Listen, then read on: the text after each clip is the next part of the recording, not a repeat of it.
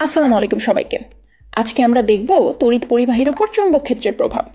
পরীক্ষাটি করতে আমাদের কি কি দরকার চলো সেটি আগে একটু দেখে নিই।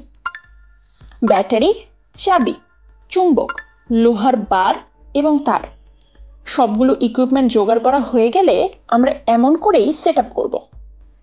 এবার শুরুতে চাবিটি দিব, দিয়ে বর্তনীর পথ সম্পূর্ণ করব।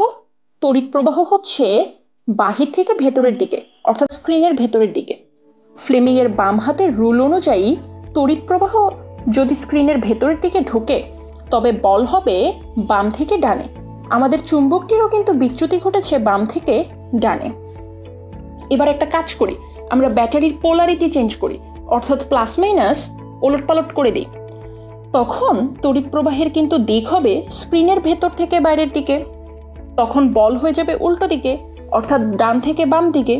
আমাদের চুম্বকের বিচ্যুতিও কিন্তু ডান থেকে বাম দিকে। তার মানে তড়িৎ প্রবাহের দিকের ধরন অনুযায়ী আমাদের যে চুম্বক আছে তার বিচ্যুতিও পরিবর্তন হচ্ছে।